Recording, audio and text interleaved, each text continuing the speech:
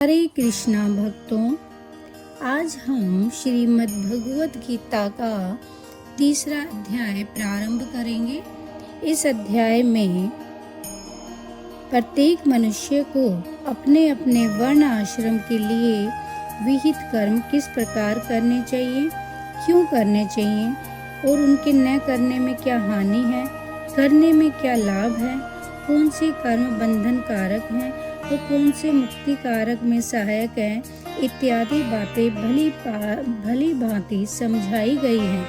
इस प्रकार इस अध्याय में कर्मयोग का विषय अन्य अध्यायों की अपेक्षा अधिक और विस्तार पूर्वक वर्णित है एवं दूसरे विषयों का समावेश बहुत ही कम हुआ है।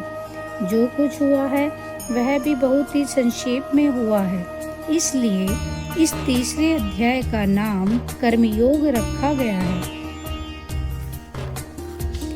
इस अध्याय के पहले और दूसरे श्लोकों में भगवान के अभिप्राय को न समझने के कारण अर्जुन ने भगवान को मानो उल्हाना देते हुए उनसे अपना एकांतिक श्रेय साधन बतलाने की प्रार्थना की है और उसका उत्तर देते हुए भगवान ने तीसरे में दो निष्ठाओं का वर्णन करके चौथे में किसी भी निष्ठा में स्वरूप से कर्मों का त्याग आवश्यक नहीं है, ऐसा सिद्ध किया है। अर्जुन उवाच जयायसी चेत कर्मणस्ते मता बुद्धिर्जनार्दन तत् किं कर्मणि घोरे मां नियोजयसि केशव। अर्थात अर्जुन बोले, हे जनार्दन, यदि आपको कर्म की अपेक्षा ज्ञान श्रेष्ठ मान्य है तो फिर हे केशव मुझे भयंकर कर्म में क्यों लगाते हैं। भगवान ने तो कहीं नहीं कहा, किंतु अर्जुन ने भगवान के वचनों का मर्म और तत्व न समझने के कारण दुरेण हैवरम कर्म बुद्धि योगाधनंजय से यह बात समझ ली कि भगवान बुद्धि योग से ज्ञान का लक्ष्य कराते हैं और उस ज्ञान की अपेक्षा कर्मों को अत्यंत तुच्छ बतला रहे हैं। बुद्धि शब्द का अर्थ यहाँ भी पूर्व की भांति संबुद्धि रूप कर्म योग क्यों न लिया जाए।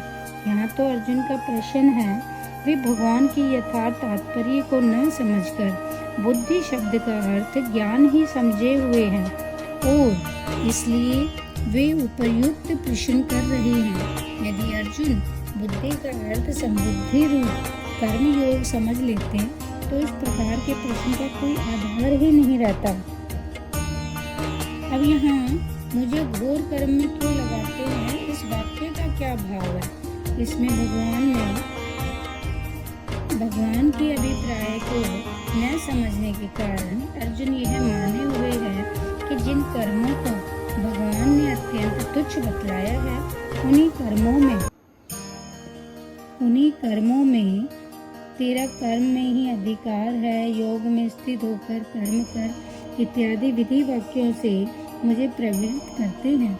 इसलिए वे उपयुक्त वाक्य से भगवान को मानो उल्हाना सा देते हुए पूछ रहे हैं कि आप मुझे इस युद्ध रूप भयानक पाप कर्म में क्यों लगा रहे हैं।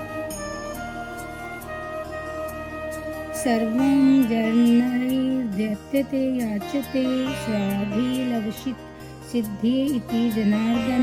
इस व्युत्पत्ति के आधार पर सब लोग जिनसे अपने मनोरथ की सिद्धि के लिए याचना करते हैं उनका नाम जनार्दन होता है तथा क मतलब ब्रह्मा, अ मतलब विष्णु और ईश मतलब महेश, ये तीनों जिनके वपु अर्थात स्वरूप हैं उनको केशव कहते हैं।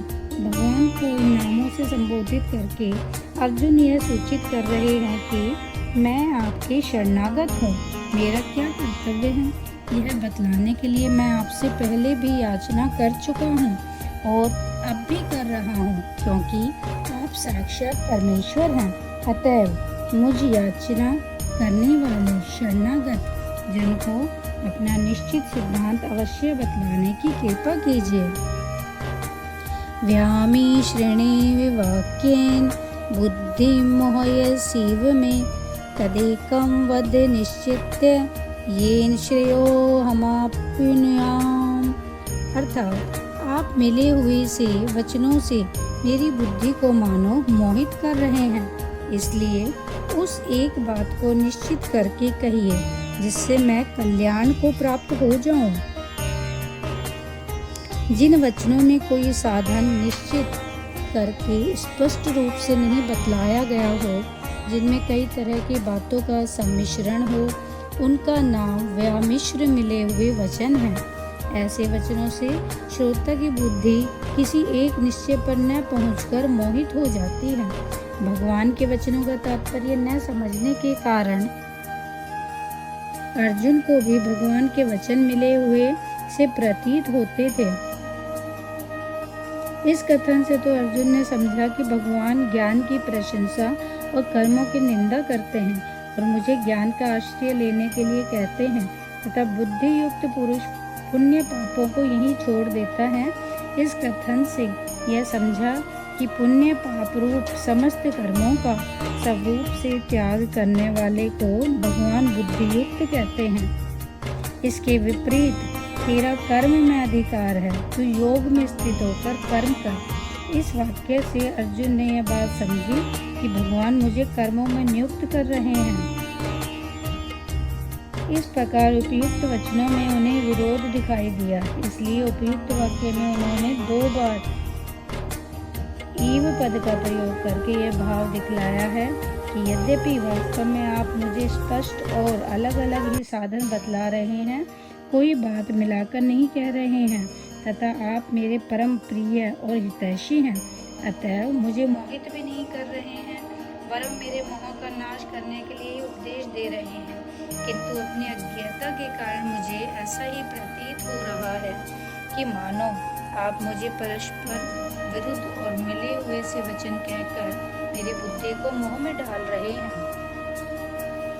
यह ठीक ही है कि अर्जुन को वही शंका हो गई थी, इसलिए 54वें श्लोक में ही उन्होंने इस विषय में पूछ लेना चाहिए था।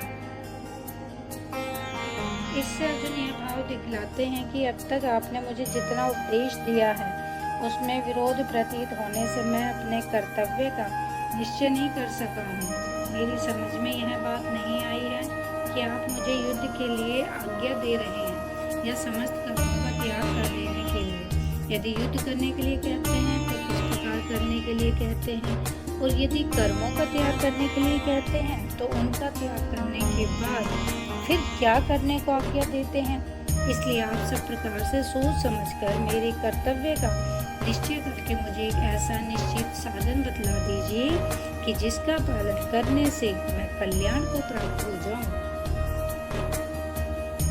इस प्रकार अर्जुन के पूछने पर भगवान उनका निश्चित कर्तव्य भक्ति प्रधान कर्मयोग बतलाने के लिए उद्देश्य से पहले उनके प्रश्न का उत्तर देते हुए यह दिखलाते हैं कि मेरे वचन व्यामिश्र अर्थात मिले हुए नहीं हैं, वरम सर्वथा स्पष्ट और अलग अलग हैं। श्री भगवान वाच लोकेस्मिन् द्विविधा निष्ठा पुरा प्रोक्ता मया नघ ज्ञान योगेन सांख्यानाम कर्म योगेन योगिनाम। अर्थात श्री भगवान बोले, हे निष्पाप, इस लोक में 2 प्रकार की निष्ठा मेरे द्वारा पहले कही गई है। उनमें से सांख्य योगियों की निष्ठा तो ज्ञान योग से और योगियों की निष्ठा कर्म योग से होती है।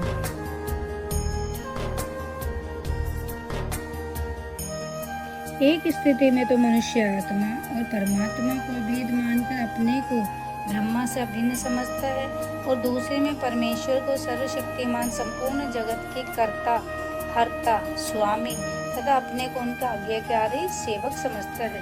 प्रकृति से उत्पन्न संपूर्ण गुण ही गुणों में बरत रहे हैं, मेरा इनसे कुछ भी संबंध नहीं है। ऐसा समझकर मन, इंद्रिय और शरीर द्वारा होने वाली समस्त क्रियाओं में कर्तापन के अभिमान से सर्वथा रहित हो जाना, किसी भी क्रिया में या उसके फल में किंचित मात्र भी अहंकार, आसक्ति और कामना का न रहना तथा सच्चिदानंद घन ब्रह्मा से अपने को अभिन्न समझकर निरंतर परमात्मा के स्वरूप में स्थित हो जाना अर्थात ब्रह्मभूत बन जाना, यह पहली निष्ठा है।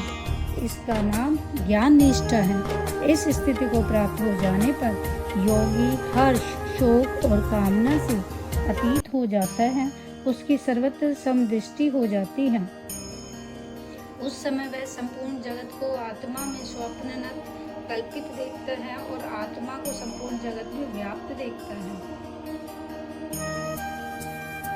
वर्ण, आश्रम, स्वभाव और परिस्थिति के अनुसार जिस मनुष्य के लिए जिन कर्मों का शास्त्र में विधान है, जिनका अनुष्ठान करना मनुष्य के लिए आवश्यक कर्तव्य माना गया है, उन शास्त्रविद स्वाभाविक कर्मों का न्यायपूर्वक अपने कर्तव्य समझकर अनुष्ठान करना, उन कर्मों में उनके फल में ममता, आसक्ति और कामना का त्याग करके प्रत्येक कर्म की सिद्धि और असिद्धि में तथा उसके फल में सदा ही सम रहना एवं इंद्रियों के भोगों में और कर्मों में आसक्त न होकर समस्त संकल्पों का त्याग करके योगारूढ़ हो जाना इस कर्म योग की निष्ठा है।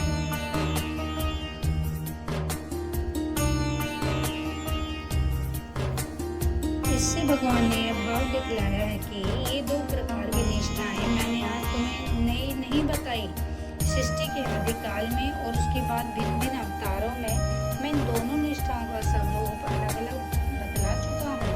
वैसे तो तुमको भी मैंने दूसरे अध्याय के 11वें श्लोक से लेकर 30वें श्लोक तक अद्वितीय आत्मा के स्वरूप का प्रतिपादन करते हुए सांख्य योग की दृष्टि से युद्ध करने के लिए कहा है।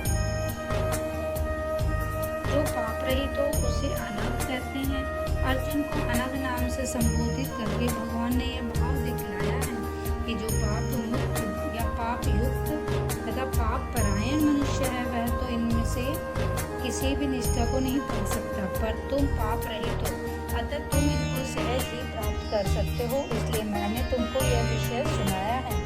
इससे यह भाव भी दिखलाया गया है कि उन दोनों प्रकार की निष्ठाओं में से जो सांख्य योग की निष्ठा है वह तो ज्ञान योग का साधन करते करते देह अभिमान का सर्वथा नाश होने पर सिद्ध होती है, और जो कर्म योगियों की निष्ठा है वह कर्म योग का साधन करते करते कर्मों में और उनके फल में ममता, आसक्ति और कामना का भाव होकर सिद्धि असिद्धि में समत्व होने पर होती है। उपयुक्त इन दोनों निष्ठाओं के अधिकारी पूर्व संस्कार, श्रद्धा और रुचि के अनुसार अलग अलग होते हैं और ये दोनों निष्ठाएं स्वतंत्र हैं। ये दोनों साधन परस्पर भिन्न हैं, अतः एक ही मनुष्य एक काल में दोनों का साधन नहीं कर सकता।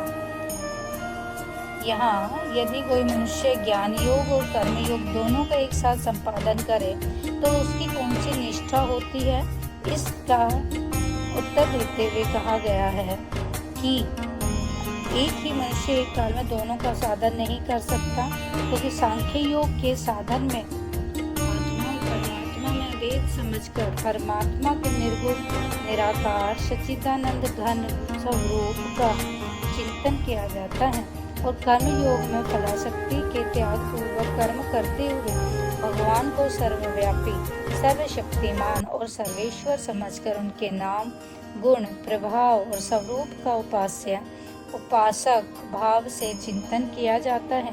इसलिए दोनों का अनुष्ठान एक साथ एक काल में एक ही मनुष्य के द्वारा नहीं किया जा सकता। ओम नमो भगवते वासुदेवाय नमः।